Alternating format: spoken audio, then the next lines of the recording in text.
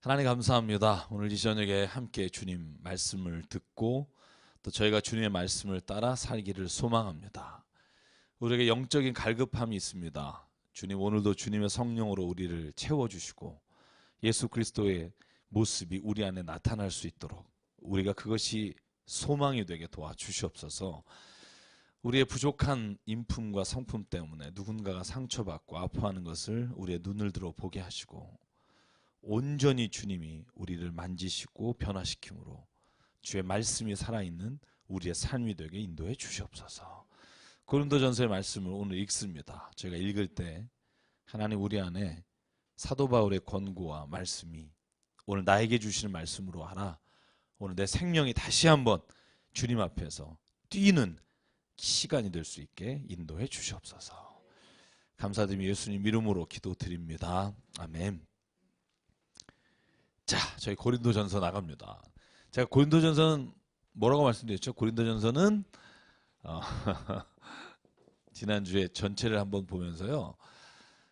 이 고린도전서 말씀을 읽으면 내 신앙의 삶에서 구체적인 생활에 관한 말씀이기 때문에 이걸 읽으면 내가 이렇게 바뀌어야 됐구나, 이렇게 변화되게 됐구나, 그거에 대한 깊은 깨달음이 저 자신에게 있었고요. 오늘 있는 분에게도 그런 깨달음이 있기를 바랍니다. 자, 1장을 보면요. 제 지난주에 1장하고 2장이 좀 오늘 녹화가 안 돼서 조금 할 텐데요. 사도 바울이 고린도 교회를 향해서 편지를 썼을 때 늘 했던 게 뭐냐면 감사하는 겁니다. 제가 여러분이 말씀드렸습니다. 늘 누구에게 뭘 하든지 간에 감사를 먼저 하십시오. 감사하는 마음을 가지면 감사의 제목이 넘칩니다. 네. 또 하나의 주제가 뭐라 그러냐면요. 거기는 개바파다, 바울파다, 아볼로파다, 그리스도파다. 네가 어디에 속한 사람이냐? 이거 묻는 게 고린도 교회가 가지고 있었던 가장 큰 문제 중에 하나예요. 그걸 해서 뭐 하려고 그래요? 제가 그랬죠. 편 가르려고 하는 거예요. 내 편이 얼마나 많은가. 여러분, 주님을 믿는 건 내 편을 많이 만드는 게 아니라 내가 하나님의 편이 되는 일이 일어나는 것이 변화의 초점인 줄 믿습니다. 그러니까 얼마나 내 편이 많은가. 전 성경 공부하면서 두려운 게 그거예요.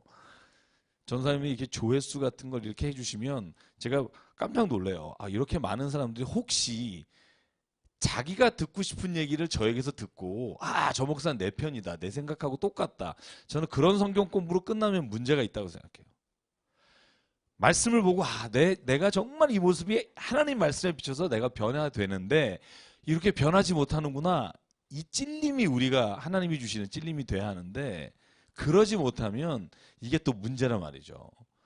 전기철 파다 뭐 무슨 파다 이게 문제인 거예요. 오직 전해지시는 분은 그리스도니 이 그리스도가 우리의 삶의 주인이 되는 그런 성경 공부가 돼야 합니다. 사도 바울이 말하잖아요. 바울이냐 아니면 게바냐 이런 얘기들 너희가 하지만 나는 세례를 두 사람 준 거를 기뻐한다. 왜? 내가 세례 준 사람이 너희 교회에서 많지 않기 때문에 내 파가 별로 없어서 얼마나 다행인지 모른다. 그게 고린도전서 1장에 사도 바울이 말하는 가장 핵심적인 부분이라고 말씀을 드렸고요.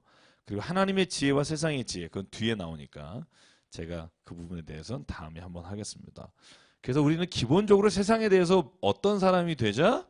미련한 사람이 되자. 기분 나쁘신 것 같아요. 미련하자니까. 네. 너무 똑똑한 게 문제예요. 저도 그렇고 너무 잘 알아. 내가 요렇게 하면 저 사람이 요렇게 무릎을 꿇을 것이고 요렇게 하면 무릎 꿇을 요 세상의 지혜가 때로는 저희가 하나님 앞에서 예수님의 그 어떻게 보면 그 미련하게 십자가를 지신 그 사랑, 그죠? 미련한 그 사랑이 오늘도 우리를 살리잖아요. 생명을 살리고. 그러니까 저희가 좀 그렇지 뭐 이렇게 미련한 마음이 될 때 상대방이 살아나요. 내가 보면 내가 저 사람이 어떻게든지 호불호를 가리고 막 이러려고 다가서면 내가 이기는데 생명은 죽을 수가 있어요. 그게 늘 제가 걱정되는 것 중에 하나예요. 그냥 내가 잘못했지라고 말하면 끝날 텐데 그게 안 나와서 끝까지 이렇게 내 스스로가 미련하지 못할 때 사도 바울이 말하는 거죠. 우리 미련한 사람이 되자. 그래서 제가 좋아하는 말씀이죠. 5절 하나님의 어리석음이 사람보다 지혜롭고 하나님의 약하심이 사람보다 강하니라. 형제들아 너희를 부르심을 보라. 육체를 따라 지혜로운 자가 많지 않고 능한 자가 많지 않고 문벌 좋은 자가 많지 아니하도다. 자, 27절 같이 읽죠. 27, 28, 29까지만 시작. 그러나 하나님께서는 세상의 미련한 것들을 택하사 지혜 있는 자들을 부끄럽게 하려 하시고 세상의 약한 것들을 택하사 강한 것들을 부끄럽게 하려 하시며 하나님께서 세상의 천한 것들과 멸시받는 것들과 없는 것들을 택하사 있는 것들을 패하게 하려 하시나니 이는 아무 육체도 하나님 앞에서 자랑하지 못하게 하려 하심이라. 아멘. 이게 우리의 고백이 됐으면 좋겠습니다. 우리 교회가 좀 미련해지면 똑똑하다는 사람이 부끄럽게 될 거예요. 그래, 내가 잘못했어요. 내가 한 번도 생각 못했어요. 그러면 지혜롭고 똑똑한 사람들이 저 사람은 뭐 때문에 저렇게 할까? 그러면서 저 사람 안에 있는 그리스도를 닮아가고 싶은 마음이 생기지 않을까? 그런 생각을 해요. 자, 오늘 2장을 넘어갈게요. 자, 2장을 지난주에 빨리 넘어갔어요. 네. 다행히 녹화가 안 돼서 2장을 제가 잠깐만 더 같이 해볼게요. 2장의 시작은 그렇게 되어 있습니다. 너희가 하나님의 증거를 전할 때 말과 지혜 아름다운 것으로 했는데 나는 내가 너희 중에서 예수 그리스도와 그의 십자가에 못 박힌 것 외에는 내가 아무것도 알지 않기로 작정했다. 내가 몰라서가 아니다. 나는 그것이 내 삶을 바꿨기 때문이다. 진짜 많은 걸 배웠는데 많은 것들이 내 삶을 변화시키지 못했다. 그런데 예수 그리스도의 십자가는 나를 변화시켰다. 여러분 이게요 진짜 중요한 말입니다.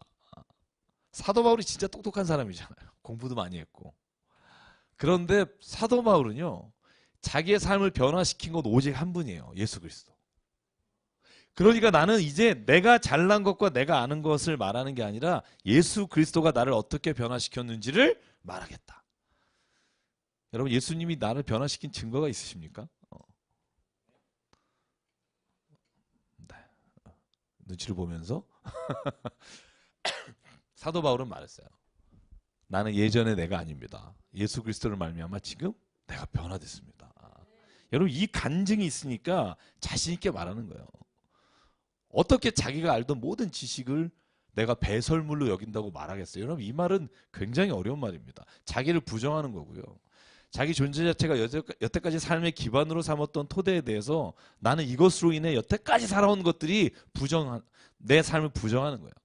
왜냐하면 그리스도께서 내게 들어오신 이후에 이것들이 아무 의미가 없어졌기 때문에. 저는 이 고백이 저에게도 매일매일 일어나기를 소망하고요.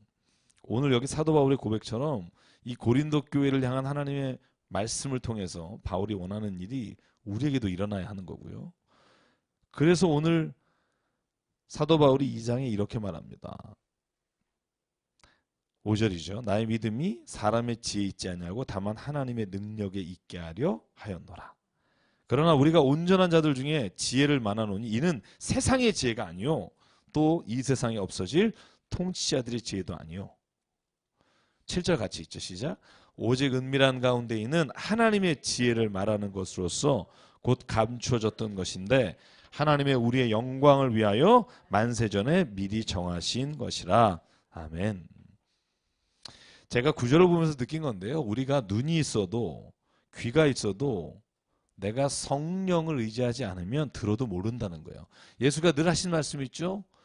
귀 있는 자는 들을지어다. 그러나 너희가 들어도 깨닫지 못하고 봐도 알지 못한다. 왜? 하나님의 성령이 함께하지 않으면. 그런 일이 너무나 많은 거죠. 제가 요즘 그런 일들을 느끼면서 사도 바울의 말씀이 얼마나 이 고백적이고 체험적인가 하는 것을 생각하게 됩니다. 여러분 육에 속한 사람입니까? 하나님의 영에 속한 사람입니까? 이게 마지막 사도 바울이 2장에서 하는 질문이에요. 어디에 속한 사람?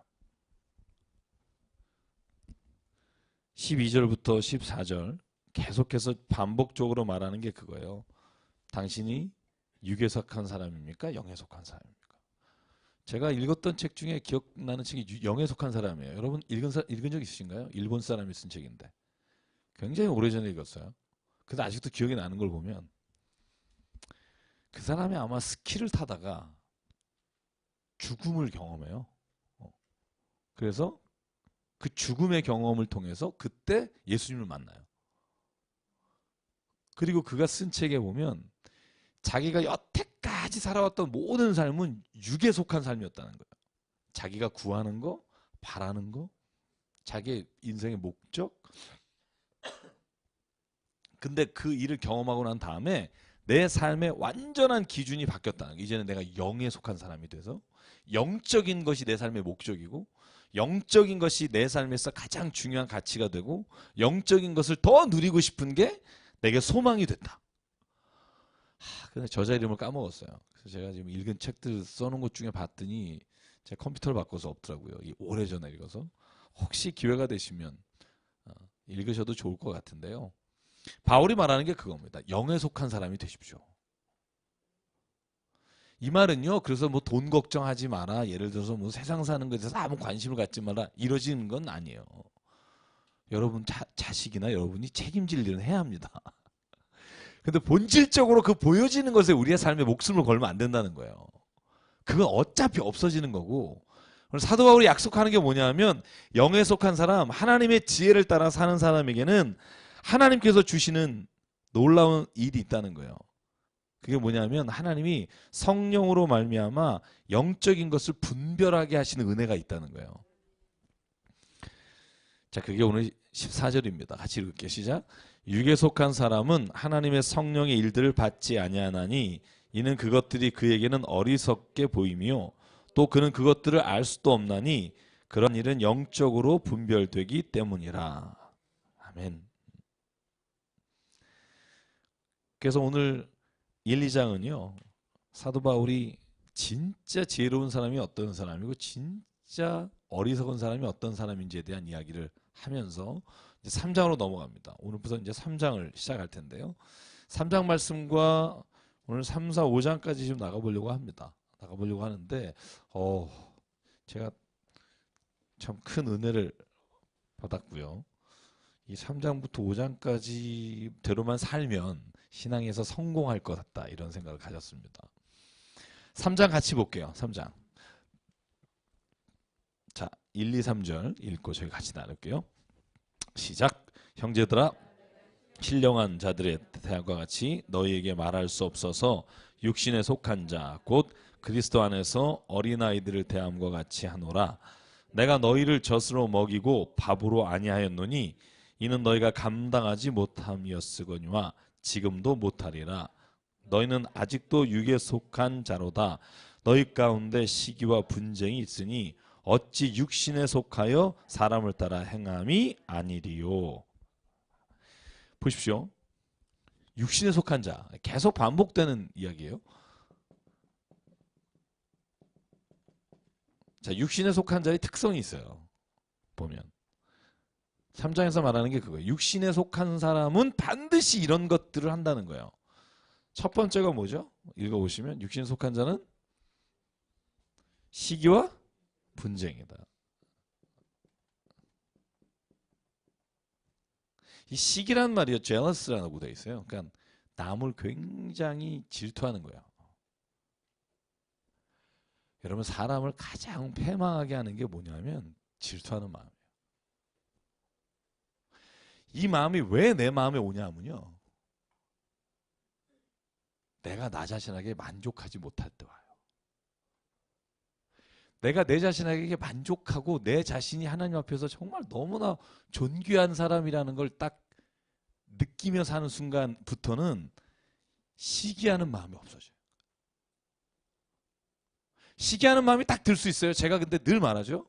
내가 신앙이 성숙했다, 내가 어린아이 같지 않은 신앙이다의 첫 번째 표적이 뭐라 그랬죠? 기억하실 리가 없죠? 첫 번째 표적이 뭐냐면 내가 시기하는 마음이 들어요. 미워하는 마음이 들어. 안 들 수 없어요. 성령 충만한 사람도 이런 마음이 딱 드는 걸 내가 거절하거나 내가 없앨 수는 없어요. 근데 돌아오는 회복력이 빨라요. 내가 믿음 안에 있고 성령 충만하고 내가 정말 지금 장성한 사람의 분량에 이른 사람은요, 시기하는 마음이 딱 들었다가 아니지. 하나님이 그 사람도 사랑하는 사람이지.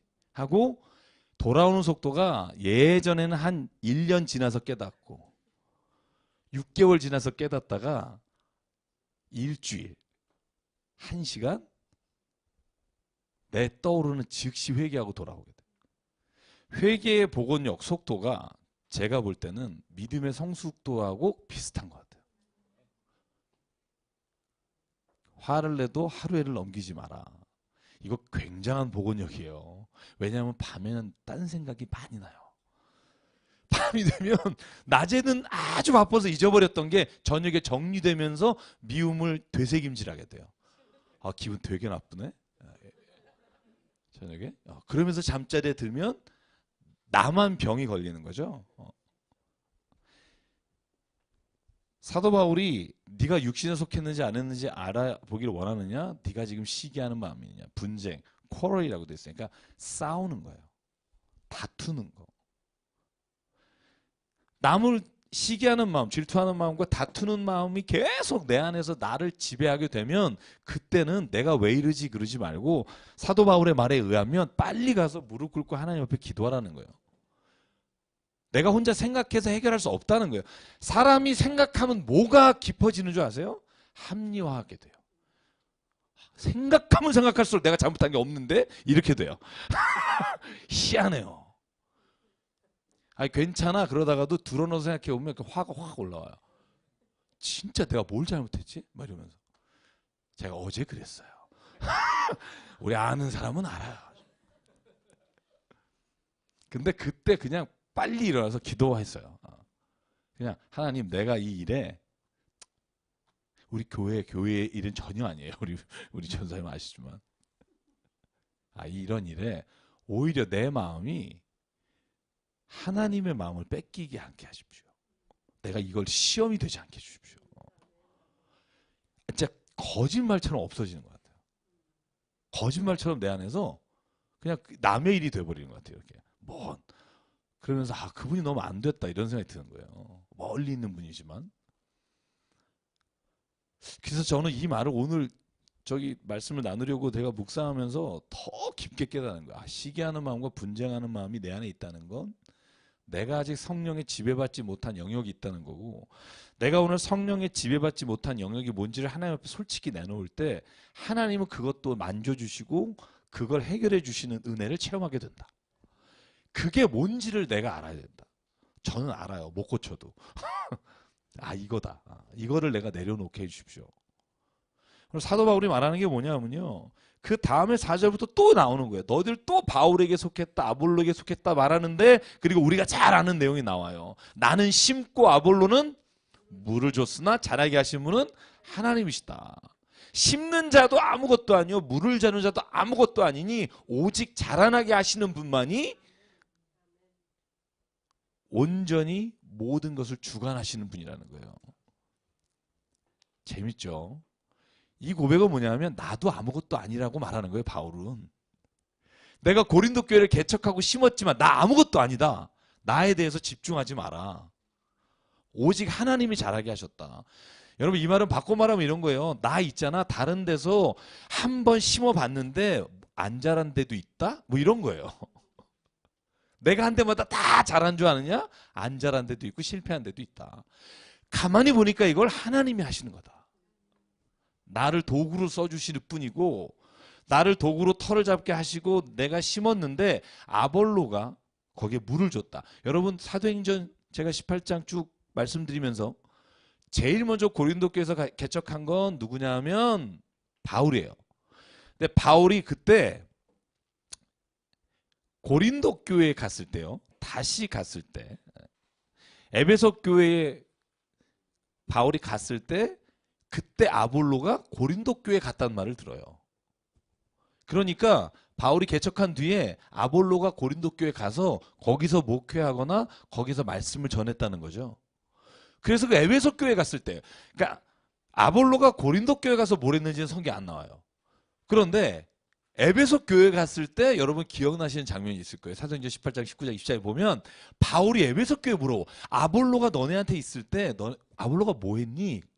그리고 이렇게 물어요. 너네 성령을 받았니? 그랬더니 성령이 뭐죠? 들어본 적도 없는데요. 이게 아볼로가 먼저 목회했던 에베소 교회에 있었던 일이니까 상식적으로 생각해 보면 아볼로가 고린도 교회 갔을 때 똑같은 일이 일어나지 않았을까 생각하는 거예요.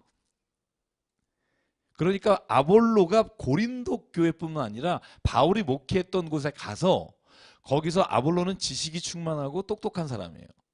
그래서 말씀을 전하는데 사도 바울과는 다른 것들이 분명히 있었을 거란 말이죠. 뭐냐면 이렇게 생각하시면 돼요. 사도 바울은 급격하게 변화됐잖아요. 여러분 급격하게 신앙생활하시고 변화된 분의 특징이 있어요. 과격하세요. 좋은 의미에서. 나쁜 의미가 아니에요. 확신이 있어요. 하나님이 나를 바꾸셨다. 근데 저처럼 이렇게 못된 신앙은 태어나면서부터 모태신앙으로 자란 사람은 언제 바뀌었지 이런 때가 있어요. 근데 제가 요즘 느끼는 게 뭐냐면 그런 못된 신앙도 하나님 앞에 진짜 설 때가 있다는 거예요. 진짜 말씀 앞에 진짜 서게 되는 때가 있는 것 같아요. 내 존재 자신이 그때 그걸 깨달을 수 있느냐 없느냐의 기준이 뭘까? 바로미터가 뭘까? 그럴 때 말씀이 찔림이 되는 것 같아요. 다른 건 잘 모르겠지만 어느 날부터 말씀이 딱 볼 때 이 말씀이 정말 나에게 찔림이 돼서 내가 이 말씀 앞에 견디지 못하게 하시는, 저는 그게 성령이 하시는 모태신앙에게 주시는 은혜라고 생각해요. 그러니까 사도 바울도 마찬가지죠. 사도 바울은 과격합니다. 근데 디모데는요 과격하지 않아요. 디모데는 유니기 할머니부터 계속 신앙생활을 했고요. 바울이 시키는 대로 꼴을 먹어 자라서 굉장히 유합니다. 그래서 보면 하나님은요 성격대로 일하시고 하나님께서 그를 부르신 과정을 통해서 일하시는데 기억해야 할 것은 오늘 사도 바울의 고백이에요. 나도 아무것도 아니고 아볼로도 아무것도 아니고 디모데도 아무것도 아니다. 오직 잘하게 하시는 분은 7절 하나님뿐이시다. 그러나 8절 제가 여러분 나누고 싶은 말입니다. 8절 9절 같이 읽을까요? 시작. 심는 이와 물 주는 이는 한 가지이나 각각 자기가 일한 대로 상을 받으리라. 우리는 하나님의 동역자들이요 너희는 하나님의 밭이요 하나님의 집이니라. 아멘. 결국 하나님이 상을 주시고 칭찬하시는 건 뭐냐 하면 각자 받은 달란트대로 하면 된다는 거예요. 남의 것을 시기할 필요도 없고 남이 했으니까 나도 막 이러려고 할 필요가 없고 하나님은 자기가 한 목대로 각각 일한 대로 상을 주시는 분이다. 드럼 치는 분은 드럼 치는 일로 하나님이 상 주시고 말씀 전하는 사람은 말씀 전하는 상 주시고 구역장 하시는 분은 구역장으로 상 주시고 하나님은 그 모든 일에 각각 하신 대로 하나님 상 주신다. 여러분 이걸 믿어야 합니다. 그래야 우리가 서로 하나님 말씀에서 존중하고 하는 일에 대해서 서로가 존경할 수 있어요. 쟤는 왜 저러고 저거 가면서도 뭐 주일한다 그러나 이렇게 말하는 것 자체가 시기와 분쟁의 마음이 우리 안에 있는 거예요. 이때는 어디로 가라? 그 사람한테 가서 얘기하지 말고 하나님께 가서 기도해야 된다. 제가 여러분 깨닫는 거예요. 요즘. 그러면 하나님은 내 마음을 먼저 변화시키고 평안 주시면 내가 누구를 만나든 그 사람에게 평안을 주시는 마음을 주시는 거죠. 근데 내 마음에서 이미 이런 게 생겨서 있으면 사람이 알아요. 가까이 가면 저 사람이 지금 어떤 마음이구나. 지금 그 일로 인해서 마음속에 뭐가 있구나. 저는 미물, 강아지도 주인 마음을 아는데 사람이 어떻게 그 마음을 모르겠어요. 내가 그 어떤 누구를 대하는 마음을. 그래서 사도 바울은 딱 한 가지만 기억하자는 거예요. 내가 물 주는 사람이든 심는 사람이든 어떤 사람이든 한 가지 딱 이거만큼은 변함이 없다. 그런데 그 터는 누구냐 하면 다시 말해 그 땅은 누구냐 하면 나도 아니고 너도 아니고 예수 그리스도시다. 터는 바뀌면 안 된다. 내가 만약에 그 심은 곳과 그 물 줘서 자라나는 그 터를 만약에 예수 그리스도 외에 다른 것으로 바꾸면 그것은 우리가 모든 하는 일이 헛되다는 거예요. 그게 오늘 3장 이하에 말하는 거예요. 보실래요? 11절입니다. 자, 10절부터 제가 읽을게요. 내가 주신 하나님의 은혜를 따라 내가 지혜로운 건축자와 같이 터를 닦아둠에 다른 이가 그 위에 세우나 그러나 각각 각각 어떻게 그 위에 세울까를 조심할지니라. 이 닦아둔 것 외에 능히 다른 터를 닦아둘 자가 없으니 이 터는 곧 예수 그리스도라. 만일 누구든지 금이나 은이나 보석이나 나무나 풀이나 집으로 이 터 위에 세우면 각 사람의 공적이 나타날 터인데 그날이 공적을 밝히리니 이는 불로 나타내고 그 불이 각 사람의 공적이 어떠한 것을 시험할 것입니다. 여러분 여기 한번 보시죠. 그러니까 지금 사도 바울이 뭐라고 말하냐면요. 그 터는 예수 그리스도신데 그 터 위에다 우리가 금을 짓든 은을 짓든 보석을 짓든 나무로 짓든 뭘 짓든 간에 너네가 그걸 신경 쓰지 말라는 거예요. 야, 저 사람은 와 저렇게 금으로 세우면 난 뭐냐? 뭐 이런 생각 들 텐데 사도 바울이 다른 서신서에서 말한 거 기억나시죠? 깨끗한 그릇 얘기할 때 금으로 만든 그릇이냐 아무 소용없다. 하나님은 깨끗한 그릇 쓰신다. 그런데 여기도 비슷한 거예요. 뭐냐면 그 위에다 금으로 지금 뭘 하면 마지막 때 이게 불로라고 할 때 불이란 말이 사도 바울에게는 이런 의미를 가지고 있어요. 심판 때라는 말이에요. 심판 때 그 불로 태운단 말이죠.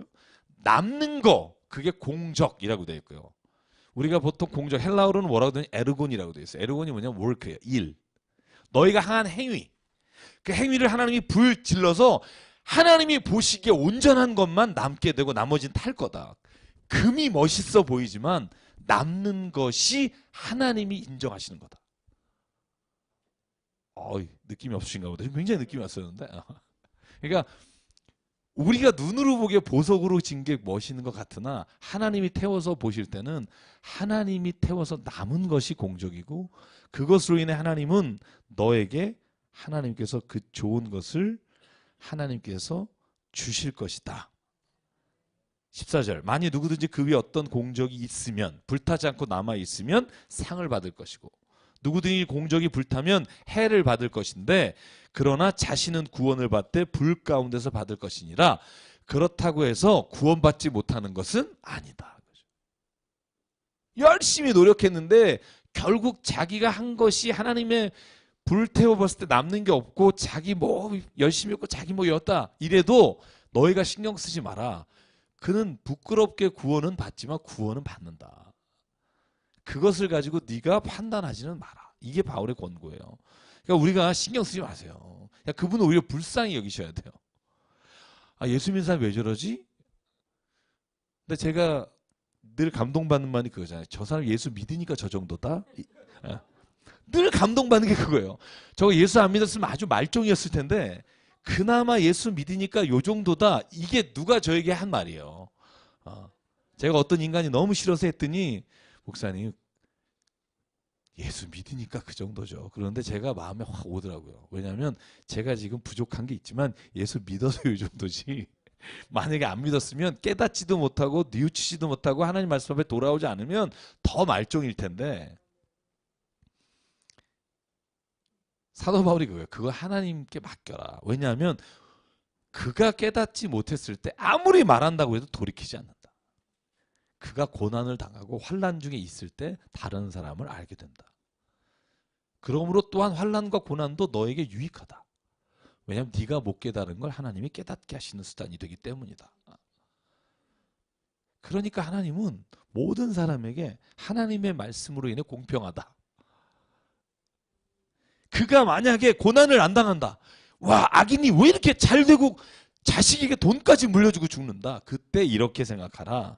정말 불쌍하다. 깨달을 기회가 없었다. 하나님이 내버려 두셨다. 그게 로마서잖아요. 그걸 잘 됐다고 부러워하지 마라.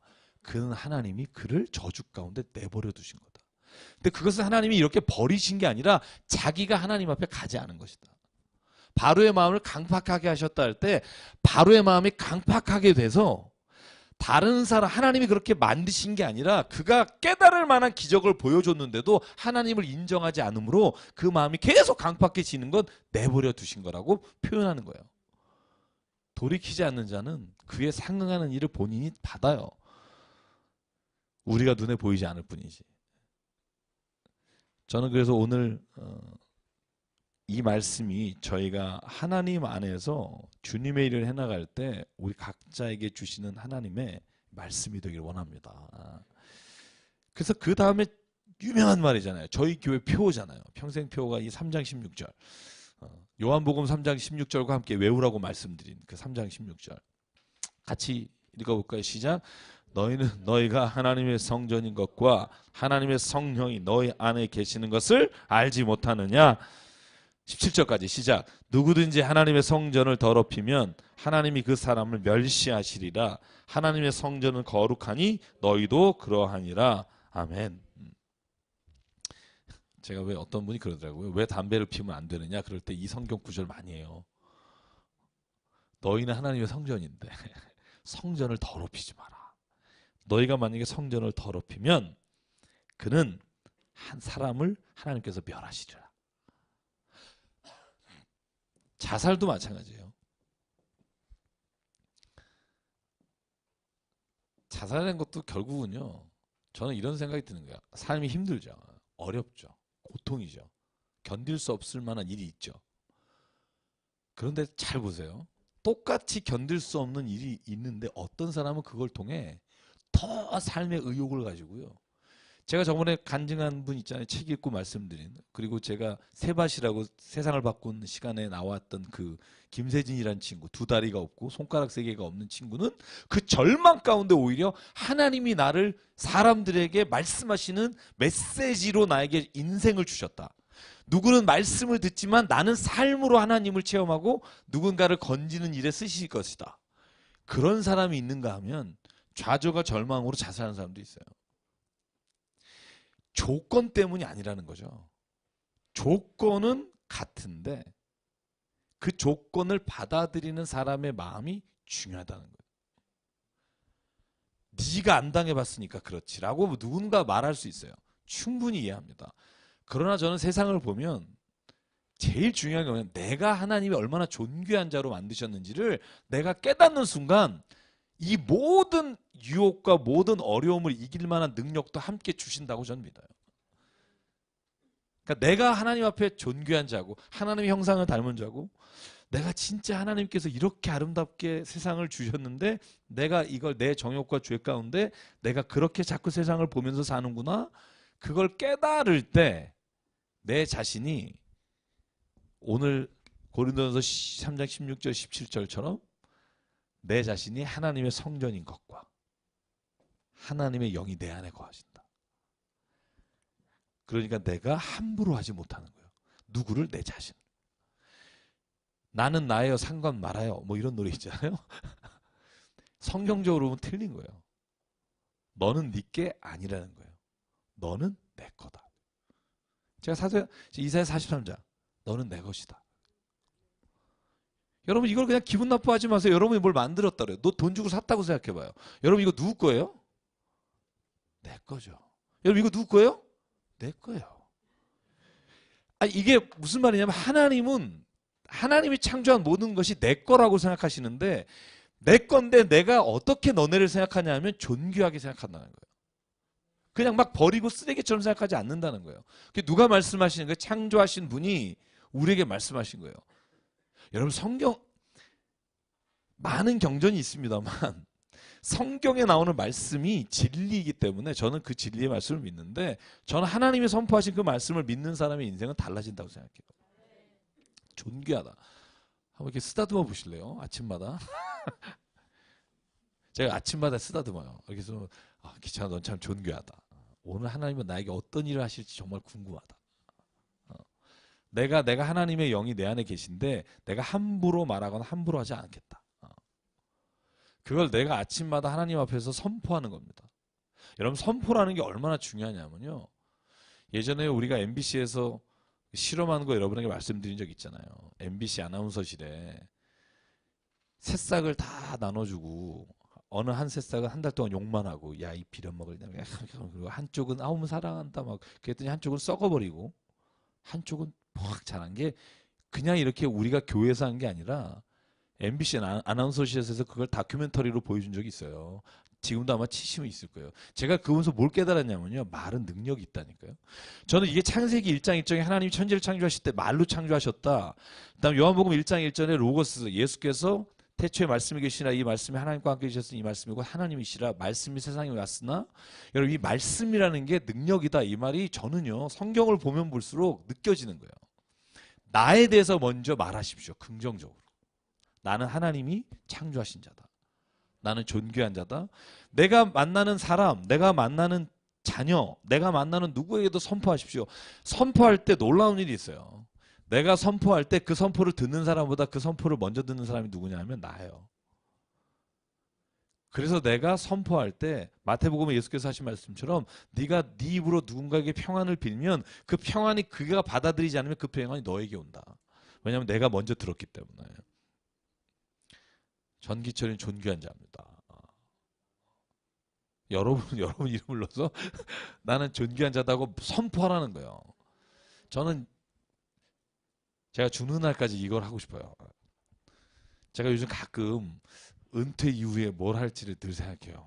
은퇴가 언젠지 내가 잘 모르지만 언제 하나님이 나를 그렇게 하실지 모르지만 제가 오늘도 가서 이렇게 오면서 보고 왔어요. 제가 생각하는 걸. 이렇게 막 가슴이 떠요. 근데 그거 하고 싶어요. 저는. 사람들이 찾아오면 당신이 얼마나 존귀한 사람인지 제가 알고 있는 생각, 성경 말씀, 또 책도 이렇게 같이 해놓고 요런 조그만 데서 내가 나이가 들어서 누군가 젊은 사람, 절망 가운데 있는 사람, 찾아온 사람에게 정말 그 얘기해 주면서 사는 거. 뭐 이제 설교 내가 뭐 15년, 뭐 20년 더 하면 할 만큼 할 것 같고요. 제가 조금 먹고 사는 거. 이런 조그만 데서 진짜 그거 얼마나 행복할까 막 그런 생각이 지금 막 마음에 이렇게 있어요. 뭐 이러다가 은퇴 안 하고 또 80세까지 하면 또 쫓겨나고 막 이럴 수도 있겠죠. 아직 그걸 사람이 장담 못합니다. 그렇게 안 하려면 선포해야 돼요. 내가 이런 걸 하고 싶다. 저는 그래서 제가 이게 제가 한 10년 전부터 생각한 건데 요즘 굉장히 구체적으로 저 안에 이런 이렇게 막 어떻게 해야겠다라는 구체적인 생각들을 주시는데 남한테 피해 주지 않고 남한테 힘 빌지 않고 할 수 있는 아주 조그마한 일. 왜냐하면 제가 인생의 마지막에 막 여러 가지 목회자분들을 보면서 참 생각하는 게 많은 것 같아요. 어떻게 마무리를 해야 될까 이게. 하나님이 뭘 기뻐하시고 제가 생각해 내가 제일 잘하는 게 뭘까. 그걸 생각해 보니까 이거구나라는 생각이 더 드는 거예요. 그래서 오늘 저는 이 16절 17절이 저희들에게 주시는 선포가 됐으면 좋겠어요. 너희는 모르느냐 너희가 하나님의 성전이고 하나님의 영이 너희 안에 거하신다. 더러운 영을 물리쳐라. 왜냐하면 하나님의 영이 너희 안에 있는데 더러운 영으로 말미암아 너희 영을 더럽게 하지 마라.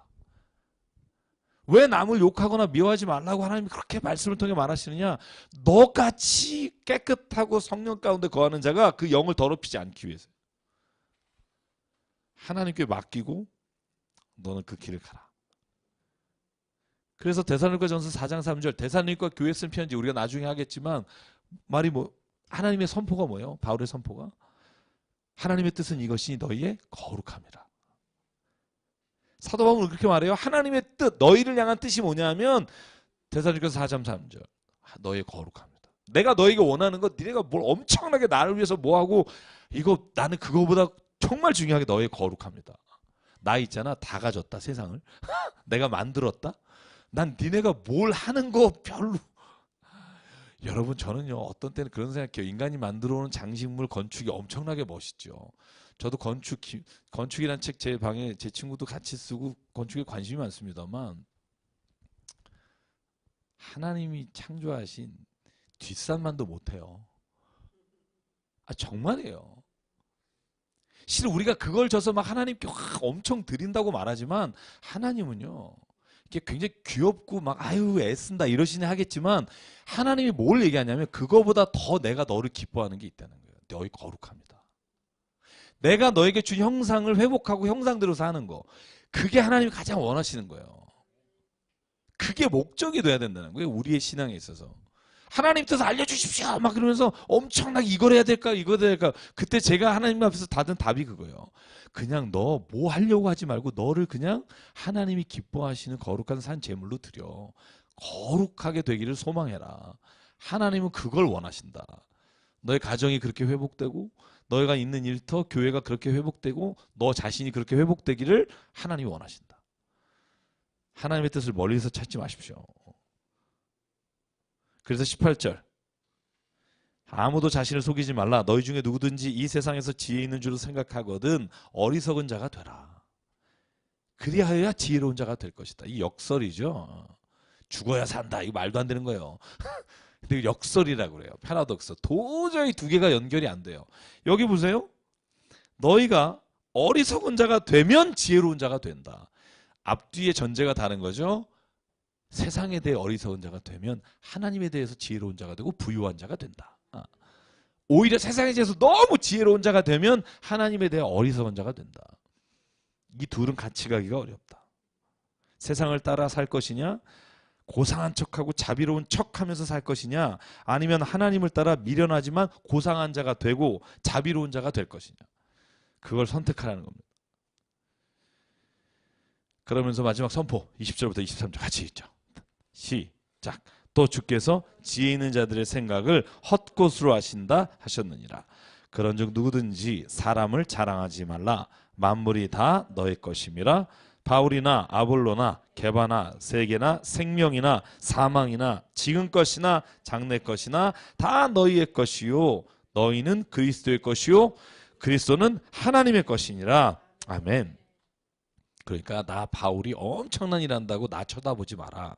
사람을 자랑하지 마라. 누굴 자랑하느냐? 하나님을 자랑하고 주님을 자랑하는데 그 자랑이 곧 너에 대한 자랑이다. 너를 창조하신 분을 자랑하는 것이니까 너 역시 그 자랑거리다. 너가 자랑하는 자가 되라.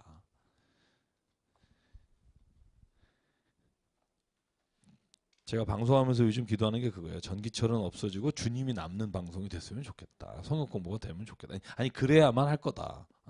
그래서 우리 교회도 마찬가지예요. 주님을 바라보게 하는 말씀을 들으면 주님을 바라봐야 돼요.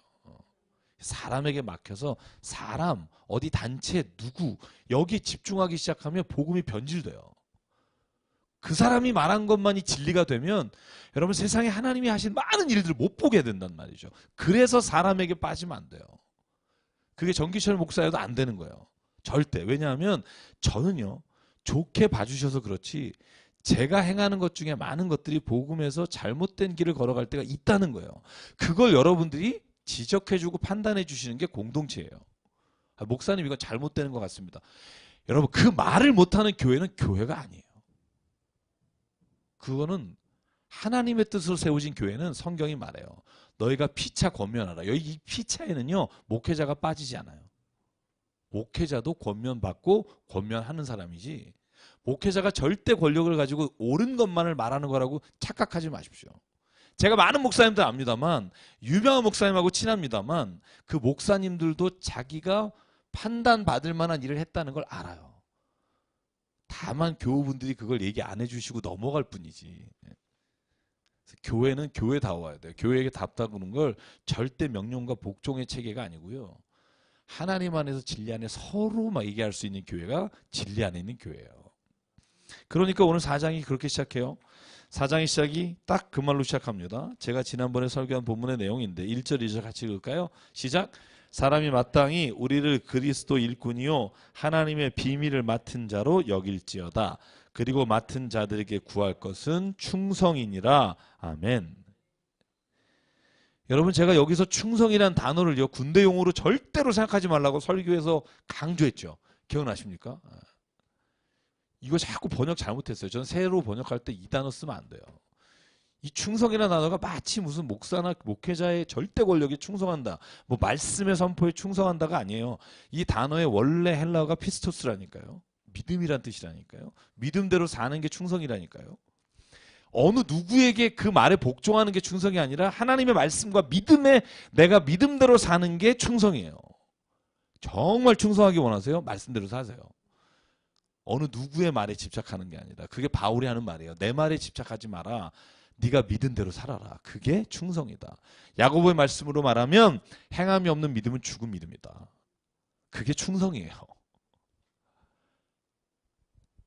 목사가 이거 오래 했는데 안 와서 미안하기도 하고 아, 또 삐졌겠지 뭐 이러지 마시고요. 그 일을 하나님 앞에 가져가는 거예요.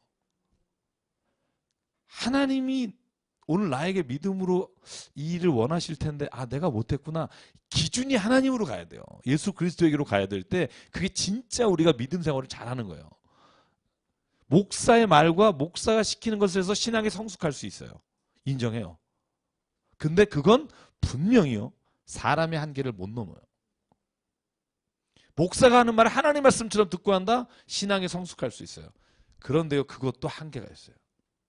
목사의 말은 하나님의 말씀이 아니에요. 목사가 그 얘기를 할 때나 목회자가 말할 때 성경 말씀을 봐야 돼요. 어떻게 그러면 내가 잘할까? 목사를 기쁘기 위해서 하라? 성경이 있으면 그렇게 하세요. 바울이요 그런 말을 한 번도 안 했다는 걸 기억하세요. 죽게 하듯 하고 주님을 기쁘시게 할지 사람을 기쁘시게 할지에 사람의 목회자가 들어가요. 목사를 기쁘시게 할지 하나님을 기쁘시게 할지 결정하라. 그거와 저는 똑같은 말이라고 생각해요. 이걸 자꾸 목사를 자꾸 하나님 쪽으로 둬요. 그게 뭐냐면 이단의 시작이에요. 이단은요. 여러분 많은 사람들이 이단을 하고 싶어서 한다는 경우도 있지만 사람들이 막 대단하십니다 그러면서 이단 되는 거예요. 스스로 그걸 거절한 게 누구예요? 바울이에요. 저는 그래서 바울 서시 읽을 때마다 와, 야, 저 대단하시다. 절대로 자기를 우상화하는 걸 견디지 못하는 분이고요. 나를 하나님과 비슷하게라고도 볼 때 가슴을 찢는 사람이고요. 나와 아볼로는 아무것도 아니라고 자기를 꼭 그 안에 포함시키는 사람이고요. 저는 이 바울을 바라보면서 우리가 신앙생활을 하면 실수가 없을 수 있다고 생각해요. 그리고 나오는 말이 뭐죠?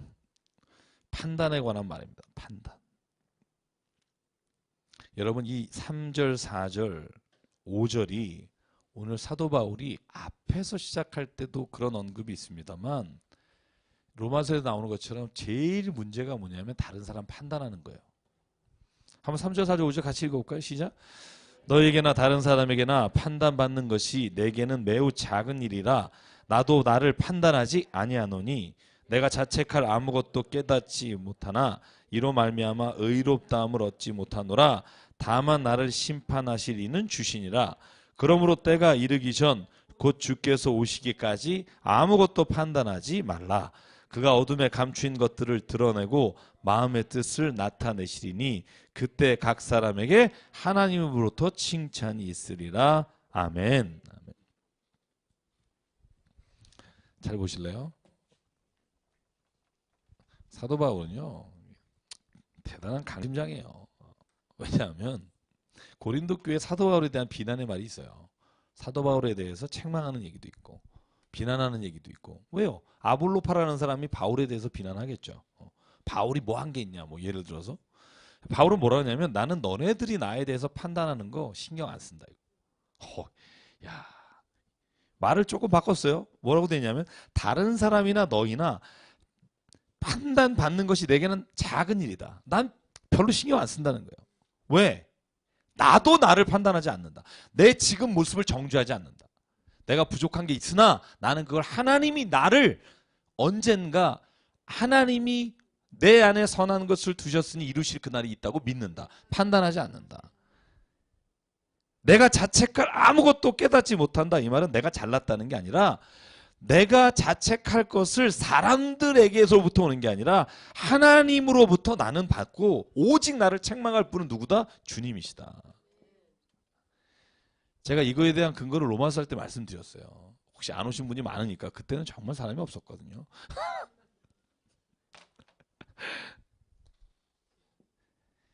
우리 인간이 하는 모든 일은요 선한 일이라는 건 없어요. 선한 일이 있으세요? 제가 말해볼까요? 자, 제가 말하는 게 선한 일인지 나쁜 일인지 판단해 보십시오. 첫 번째, 어려운 사람을 도와준다. 선한 일이에요? 아주 조심스럽죠? 자, 두 번째, 사람을 때린다. 나쁜 일이에요? 선한 일이에요? 나쁜 일이에요? 몰라요, 우리는 몰라요. 왜 몰라요? 자, 보세요. 어려운 사람을 도왔어요. 그런데 그 어려운 사람이 대통령이었어요. 어려움에 처한 사람이에요. 그죠? 그 사람이 뭐 너무 멀리 갔으면 이럽시다. 그 사람이 어느 회사의 중진이에요. 어려운 사람 도왔어요. 왜? 청탁하려고. 여러분 예전에 교육부 장관 뭐 이렇게 문제된 거 있잖아요. 네? 힘들어서 돈 꽂았다고. 어려운 사람을 돕는 행위 자체가 선한지 안 한지는요. 그 사람의 마음속에 어떤 의도가 있느냐 알아야 돼요. 그래서 제가 칸트 얘기했어요. 칸트가 그래서 선한 것이란 없다는 거예요. 사람에게 오직 선한 것은 선하려는 의지 외에는 없다. 내가 선하려는 의지가 없다면 아무리 어려운 사람을 도와도 그건 선한 게 아닌 거예요. 사람을 때리는 거 악하다고 생각해요? 나쁘다고 생각해요? 아니에요. 여러분 강도를 때려잡으면 좋은 일이에요? 나쁜 일이에요? 너무 무식해요? 때린다는 행위 자체가 선한 것과 나쁜 것을 구별할 수 있는 사람은 이 세상에 없어요. 선하려고 하는 의지, 너 저런 거 나쁜 거니까 내가 고쳐야겠다는 선한 의지만이 선해요. 이 말을 바꿔 말하면 사람이 그 일을 보고 판단할 수 있는 근거는 없다는 거예요. 오직 그 안에 들어가서 봐야 되는데 그건 하나님만이 보실 수 있다는 거예요. 때로는 억울한 게 있잖아요. 상황적으로 봤을 때 너무나 그런데 나는 아닐 수 있잖아요. 그렇다고 사람이 말하면 어떻게 해요? 산 위에 올라가 뛰어내리잖아요. 억울하다고. 나는 죽음으로 세상의 억울함을 알리겠습니다. 뭐 이런 사람 있잖아요. 가끔. 성경에 보면 그것도 주를 신뢰하지 않는 거예요. 어차피 세상은 그런 거예요. 세상은 보이는 것을 보고 판단하기 때문에. 저는 칸트라는 사람을 굉장히 좋아해요. 그냥 그 철학을 좋아하기 때문에. 그래서 이걸 나중에 여러분 훗설이라고 하는 철학이 있어요. 현상학인데 거기서 무슨 말을 하냐면 에포케라는 말을 써요. 에포케가 뭐냐? 판단 중지예요. 원래 뜻이 가로넣기란 뜻이에요. 모든 우리의 삶에 있어서 보여지는 것, 내가 판단하는 기준을 가로에 넣으라는 거예요. 왜냐하면 내 감관이 지금 느끼고 있고 깨닫고 아는 것 자체가 마지막 최종 결론이 아니기 때문에. 그래서 왜 훗설을 교육학에서 되게 많이 얘기하는 이유가 뭐냐면 사람에 대해서나 어떤 일에 대해서 우리가 단정적으로 말하는 것보다 더 악한 건 없어요. 저는 욕하고 싶은 사람도 많죠. 뭐 세상을 보면서 저 사람은 진짜 악인이다 말하고 싶은 사람이 있으나 제가 늘 고백하는 게 그거예요. 내가 만약에 목사가 아니면 정말 아주 늘씬하게 얘기할 텐데 나는 목사니까 그럴 수 없다는 거예요. 늘 고백해요. 왜냐하면 내가 던지는 최종 판단이 하나님의 것이 아니기 때문에 누구를 향해서 저 사람이 좋다 나쁘다라고 최종 판단을 내리는 게 내 몫이 아니에요. 저는 목회하면서 늘 그런 생각해요. 우리 교회 안에 행여나 정말 나쁜 분, 세상적으로 손가락질 받는 분이 있어도 저는 목사기 때문에 그분이 손가락질 받는 것도 내 몫이라고 생각해요. 나는 내가 잘 가르쳤는데 저분이 그렇다가 아니라 저는 목회자라는 하는 일 자체가 그거라고 생각해요. 그분이 만약에 손가락질을 받는 일도 내가 받는 일이기 때문에 내가 누구를 향해서 함부로 손가락질을 못하는 거예요. 그래서 그렇게 오래 하기는 너무 힘든 일인 것 같다. 이런 생각을 가끔 해요. 왜냐하면 하나님이 그렇게 하지 말라고 바울을 통해서 말하거든요. 사람을 향해서 최종 판단을 네가 내리지 마라. 너는 그 사람 안에 있는 선한 의지를 알 수 없다. 보이는 것으로 인해 판단하기 시작하면 세상에서 죽을 줄 앉은 사람이 어디 있겠느냐. 저는 오늘 이 말씀을 좀 기억했으면 좋겠습니다. 저희가 누구를 대하든지 긍휼한 마음을 가지면 그러면 우리가 최종 판단으로부터 자유로울 수 있습니다. 6절에 보세요. 자, 저는 이것도 굉장히 참 대단한 분이에요. 자, 5절부터 한번 읽어볼게요. 그러므로 때가 이르기 전 곧 주께서 오시기까지 아무것도 판단하지 말라. 그가 어둠에 감추인 것을 드러내고 마음의 뜻을 나타내시리니 그때 각 사람에게 하나님으로부터 칭찬이 있을 것이다. 아멘. 저는 이걸 믿습니다. 마지막에 감추인 것을 드러낼 수 있는 분은 주님밖에 없어요. 우리가 어떻게 알겠어요? 그 사람의 지금의 마음을. 6절을 같이 읽을게요. 시작. 형제들아 내가 너희를 위하여 이 일에 나와 아볼로를 들어서 본을 보였으니 이는 너희로 하여금 기록된 말씀 밖으로 넘어가지 말라 한 것을 우리에게서 배워 서로 대적하여 교만한 마음을 가지지 말게 하려 함이라. 아멘. 자, 나를 꼭 넣어요. 바울은. 나와 아볼로를 통해서 본을 보였다. 좋은 본이 아니에요. 우리를 우상처럼 따르는 것들에 대해서 거절하는 거죠. 우리는 아무것도 아니라는 거예요. 그런 걸 본을 세웠으니까 너희도 서로 대적하고 교만하지 말라.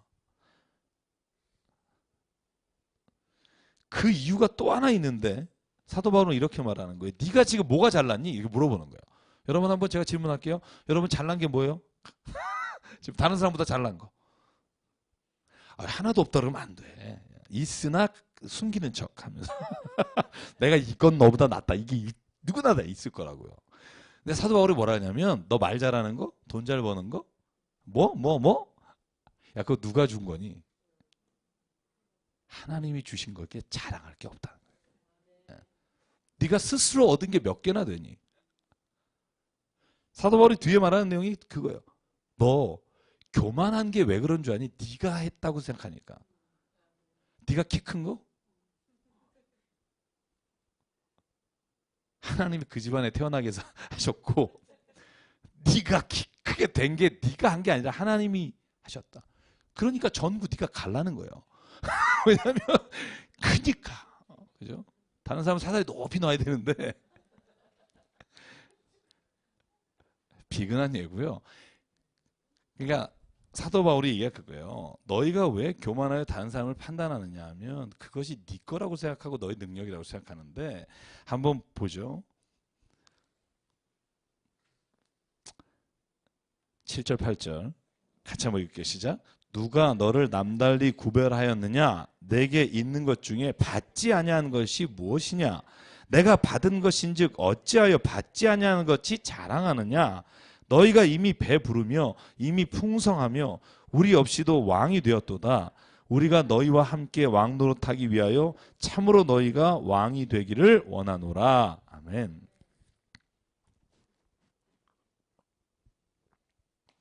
저는 이 마음이 굉장히 중요하다고 생각해요. 내게 주신 거 하나님 주신 거다. 그러면 다른 사람을 판단하고 싶어 할 때 저 사람은 이 부분이 부족하구나. 하나님이 다른 주신 게 있겠지. 물론 세상 살다 보면 억울한 일도 있고요.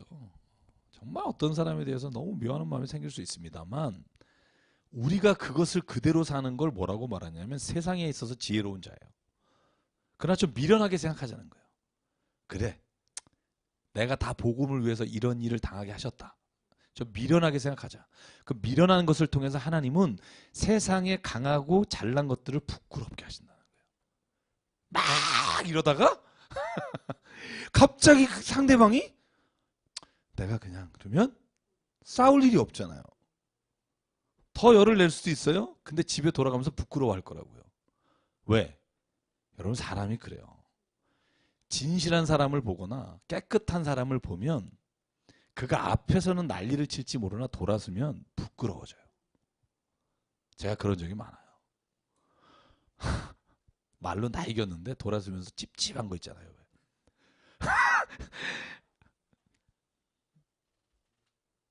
그래서 제가 이제 그걸 안 하려고요. 그냥 내가 앞에서 그냥 아예 미련하게 돼서 찝찝하지 않는 게 낫겠다. 그 찝찝한 마음과 미중류된 채로 남아있는 이 찌꺼기 마음들이요. 다른 사람에게 분노로 나올 때가 있어요. 그래서 오늘 사도 바울은 말합니다. 너 자신이 잘난 것이 없어. 자랑하지 마. 네가 우리가 없을 때 왕이 돼? 왕이 되라. 왕 노릇해라. 그런데 중요한 건 그리스도께서는 우리 하나하나를 다 하나님께서 세상의 찌꺼기를 위해서가 아니라 하나님의 일을 위해서 불러주셨다는 거예요. 자, 8, 9, 10, 11, 12, 13, 14가 그 나오는 말씀들이 뭐냐 하면 내가 이제 얼마나 비참한 자리까지 갔는지를 너한테 얘기할게. 이런 거예요. 그리고는 자기 신세한탄합니다. 우리 바울의 신세한탄 한번 읽어보죠. 9절부터 시작. 내가 하나님이 사도인 우리를 죽이기로 작정한 자치 끄트머리에 두셨음에 우리는 세계 곧 천사와 사람에게 구경거리가 되었노라. 우리는 그리스도 때문에 어리석으나 너희는 그리스도 안에서 지혜롭고 우리는 약하나 너희는 강하고 너희는 존귀하나 우리는 비천하여 바로 이 시각까지 우리가 쥐고 목마르며 헐벗고 매맞으며 정처가 없고 또 수고하여 친히 손으로 일을 하며 모욕을 당한즉 축복하고 박해를 받은즉 참고 비망을 받은즉 권면하니 우리가 지금까지 세상의 더러운 것과 만물의 찌꺼기 같이 되었도다. 내가 너희를 부끄럽게 하려고 이것을 쓰는 것이 아니라 오직 너희를 내 사랑하는 자녀같이 권하려 하는 것이라. 아멘. 나는 하나님 알고 더 비참해졌다 이런 거예요. 나 요즘 매 맞고 다닌다 이런 거예요. 나 요즘 밥도 못 먹는다. 정처 없이 나는 집도 없다. 나는 오히려 수고하고 애쓰는데 오히려 정죄를 받고 상처받고 박해를 받는데 참아야 되고 나 참 힘들다. 그런데 내가 왜 이 말을 너에게 쓰냐고 하면 너희가 그래서 부끄럽게 하려고 하는 게 아니라 내가 너를 사랑하는 자녀로 생각하기 때문에 내 이 부끄러운 모습이 너희에게 본이 됐으면 좋겠다. 그리고 사도 바울의 부탁이 뭐냐면요. 그러니까 16절 내가 너희에게 권하노니 너희는 나를 본받는 자가 되라. 이 부끄러운 모습인데 이 부끄러운 모습을 나는 부끄러워하지 않는다. 왜냐하면 하나님이 내게 이 일을 통해서 하나님의 위대하심과 강하심을 드러내게 하시기 위한 하나님의 도구로 난 쓰임받았기에 이것이 본이 됐으면 좋겠다. 참, 그죠. 여러분 본이 된다. 본받는 자가 되라. 이 말은요. 이 헬라어로 보면 미메오마이라는 단어예요. 미메오마이. 자, 제가 왜 이 단어를 쓰냐면 이게 여러분 아리스토텔레스나 철학자 중에 미메시스라는 단어가 있어요. 미메시스. 혹시 들어본 분 계실 거예요. 모방이란 뜻이에요. 모방. 모방하다. 이 미메오마이라는 뜻이 뭐냐면요. 우리가 어떤 것을 그대로 만들 수는 없어요. 그런데 모방함으로 인해서 배워가는 행위를 미메시스라 그래요. 이게 이제 좀 복잡한 얘기가 들어가면 좀 힘들지만 요까지만 가면 그런 거예요. 사도 바울이 내가 지금 사는 게 내가 진짜 내가 잘나서 그런 게 아니라 내가 하나님으로부터 이렇게 받은 이 모습을 너희가 모방하라는 거예요. 모방. 본을 받다는 게요. 막 엄청나게 생각하면서 막 그대로 살아야지 이런 게 아니라 따라 해보라는 거예요. 그런 말이 있잖아요. 내가 그걸 완전히 깨달아서 그걸 행동할 때까지 나는 안 한다 이런 사람이 있어요. 저는 그분은 죽을 때까지 아무것도 안 해요. 왜 그 젊은데 집에서 계속 혹은 사람들 막 이렇게 어떤 만남이나 어떤 일 안 하고 제가 저번에 한번 말씀드렸어요. 어느 집사님 댁에 17년 동안 방에서 안 나오는 딸이 있어요. 제가 그분 보면 늘 마음이 아파요. 그분은 정말 안 하는 것 없이 하는데요. 직장에서 한번 무슨 일 당하고 집 밖을 안 나가요. 교회뿐만 아예 안 나가요. 좋은 일 생길 때까지. 좋은 일 안 생겨요. 아니 누굴 만나야 생기지 좋은 일이. 그러니까 오늘 나를 본받는 자가 되십시오라는 말이 바울이 건방진 말이 아니에요. 왜냐하면 건방진 거라면 앞에 이런 고백을 안 하면 건방진 거예요. 아야 나처럼 해봐. 제가 오늘 CTS 촬영하면서 글 하나 이제 기다리면서 봤어요. 페이스북에. 여러분 아시는지 모르겠습니다만 나를 본받는 사람이 되라 이런 책이 있더라고요. 그게 성령의 어쩌고란 책이에요. 제가 방송에 나가니까 이름은 얘기 안 할게요. 봤는데 요지가 그거예요. 나는 성령 체험하고 돈 벌었다 이거예요. 목사님이신데 벤츠 사고 집 2채에 땅하고 아파트 짓고 막 이러고 있다고. 나를 본받는 사람들하고. 그래서 강연료가 150만 원이에요. 제가 이렇게 보면서 참 그런 건 재수없다고 해야 돼요. 재수없다고. 우리가 그거 하려고 교회 온 거 아니잖아요. 뭐 이렇게 부러워요. 저는 사도 바울이 왜 재수없는 사람이 아니냐면 지금 말하는 게 뭐예요. 나 하나님 믿고 매맞는 자리에 갔고 배고픈 자리에 갔고 내가 진짜 인내함으로 참는 자리에 갔는데 여러분 힘들겠지만 나를 본받는 자가 되십시오. 이 말은요.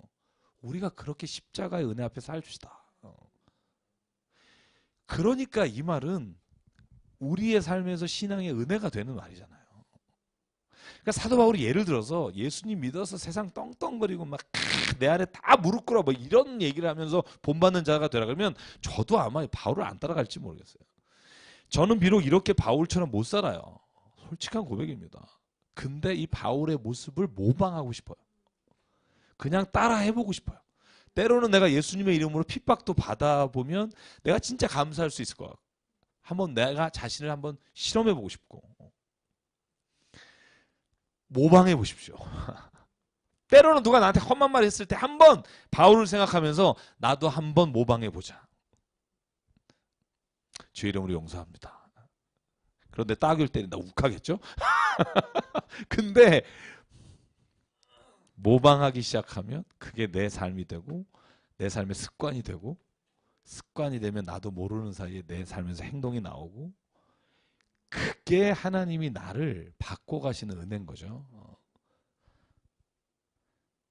신세 한탄도 문제지만 내가 하나님 때문에 잘 됐다고 하는 것도 너무 문제인 거예요.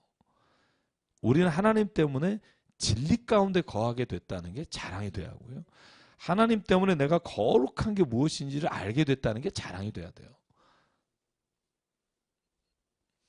그래서 오늘 18절에 이런 말 하죠. 어떤 이들은 내가 너에게 나아가지 아니할 것 같이 스스로 교만하여졌으나 주께서 허락하시면 내가 너에게 속히 나가서 교만한 자들의 말이 아니라 오직 그 능력을 알아보겠으니 하나님의 나라는 말에 있지 아니하고 뭐에 있다? 오직 능력에 있느니라.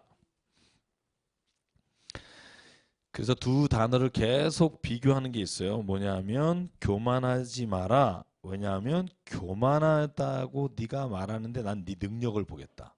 말에 있지 않고 능력에 있다. 이 말이 비교되는 말이에요.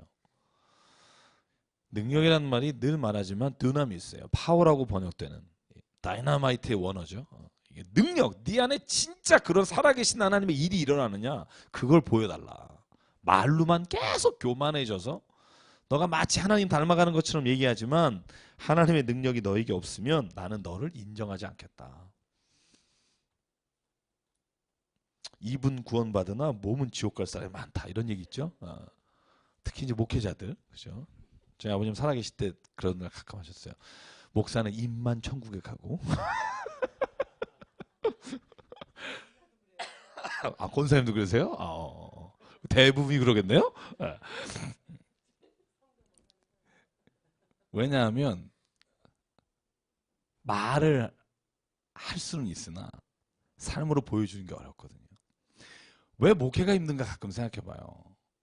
말씀 전하고 설교하면 제가 어디 가서 1월에 한 달에 3군데 갔다 왔잖아요. 부흥하고 설교하면 딱 하고 돌아서면 그분이 저를 체크 못해요. 제가 어떻게 사는지 몰라요. 저희 집도 내가 무슨 설교하고 왔는지 모르기 때문에 요구하는 게 없어요.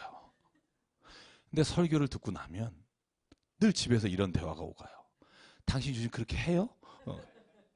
그래서 제가 가끔 우리 식구를 다른 교회 나가게 하고 싶어요. 왜냐하면 내가 말씀 전할 때마다 앞에서 두 눈을 뜨고 쳐다보는 게 부담스러워요. 제가 이런 말씀 왜 드리냐면 말하는 건 쉬워요. 쉽다는 말은 뭐 말을 함부로 한다는 게 아니라 말 자체는 얼마든지 할 수 있을 것 같아요. 근데 그걸 삶으로 보여달라? 너무 힘든 거예요. 그래서 가끔 저는 혼자서 선교를 가는 건 어떨까 이런 생각도 하는 게 왜냐하면 내가 그냥 꾸미면 고기는 좀 잘 보이고 집에 가서 내가 뭘 하든 잘 모를 텐데 그래서 목회가 때로는 하나님이 나를 사랑하셔서 부르셨다고 믿지만 우리 아버지의 고백처럼 문제 알아 딴짓 못하게 하시려고 잡아놨다 이런 저희 아버님의 목회론이에요. 목사는 딴짓 못하게 하려고 잡아놨다. 저는 그게 아버님의 말씀이고 저의 목회 철학이기도 해요. 목사이기 때문에 그래서 힘들지만 감사한 거죠. 여러분 우리가 주님의 부르심을 받았어요. 힘들어요 때로는. 그 말씀 전하기 쉽지 않아요. 근데 그러니까 감사한 거예요. 왜냐하면 그래서 내가 하나님이 보시기에 선하시고 좋은 삶을 살아가고 싶어하는 마음도 주셨기 때문에 그래서 은혜인 거예요. 그래서 오늘 제가 4장까지밖에 못하겠습니다만 오늘 바울의 말씀을 보면 그겁니다. 우리가 세상을 살아가면서 가장 기억해야 될 것 중에 하나는 하나님이 오늘도 우리를 통해 하나님의 형상, 하나님의 자녀의 모습이 어떤 것인지를 드러내길 기대하신다. 예. 제가 예전에 설교한 제목이 있어요. 기억하시지 못할 거예요. 드러나는 삶을 살 것인가, 드러내는 삶을 살 것인가. 우린 드러내려고 그래요. 자꾸 뭐 하면 생색내고 싶어요. 근데 드러나는 삶을 살아야 돼요. 나는 그렇게 안 하려고 하나 그리스도의 향기가 나오고 그리스도의 편지로 누군가에게 가는 거 있잖아요. 이 둘은 비슷하지만 완전히 다른 거죠.